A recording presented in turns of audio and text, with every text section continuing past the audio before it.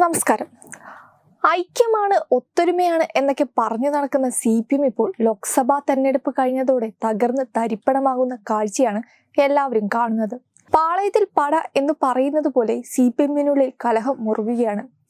കഴിഞ്ഞ ദിവസങ്ങളിൽ മുഖ്യമന്ത്രിക്കെതിരെ രൂക്ഷ വിമർശനങ്ങളാണ് ഉയർന്നത്. പിണറായി വിജയൻ മുഖ്യമന്ത്രി കസാരയിൽ ഇരിക്കുന്നത് സ്വന്തം പാർട്ടിക്കാർക്ക് തന്നെ പിടിക്കുന്നില്ല എന്നത് കഴിഞ്ഞ ദിവസം എല്ലാവർക്കും വ്യക്തമായി.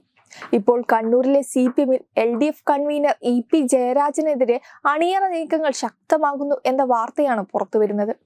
ലോക്സഭാ തെരഞ്ഞെടുപ്പിലെ തോൽവി വിലയിരുത്താൻ ചേർന്ന ജില്ലാ കമ്മിറ്റി യോഗത്തിൽ EP ജയരാജനെതിരെ അതിരൂക്ഷ വിമർശനമാണ് ഉയർന്നത്. LDF കൺവീനർ സ്ഥാനത്തിരിക്കുന്ന EP ജയരാജൻ വൻ പരാജയമാണെന്നും തൽസ്ഥാനം രാജിവെക്കാൻ തയ്യാറാവണമെന്നും ചില അംഗങ്ങൾ ആവശ്യപ്പെട്ടിരുന്നു.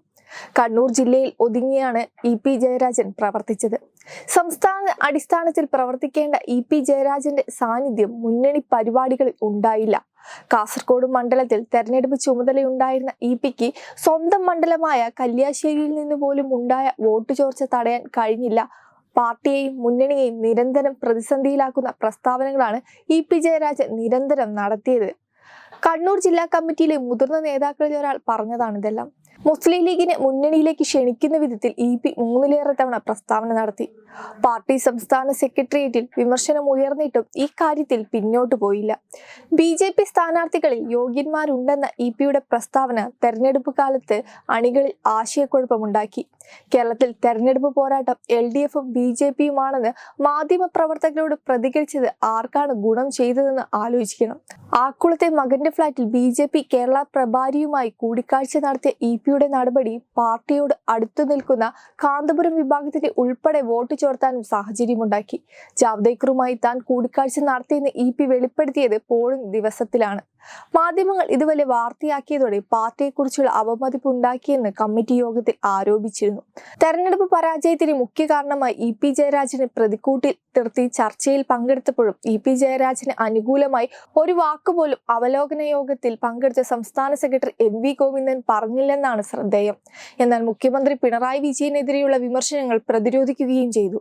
സംസ്ഥാനത്തിന്റെ ചരിത്രത്തിൽ ആദ്യമായി തുടർഭരണം കിട്ടിയത് പിണറായി വിജയന്റെ നേതൃത്വത്തിന് കീഴിലാണെന്ന് മറക്കരുതെന്നും തോൽവിയുടെ പേരിൽ പഴി ചാരുന്നത് ശരിയല്ലെന്നുമായിരുന്നു ഗോവിന്ദന്റെ പ്രതികരണം.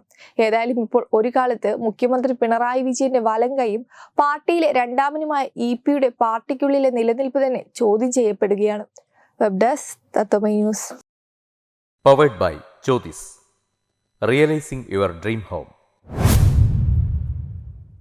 Our ongoing luxury apartments projects are Crown near Karivattam, The Square near UST Global, White Manor near Aattugal Ambalathara, and Evergreens Luxury Villas near Tirumala.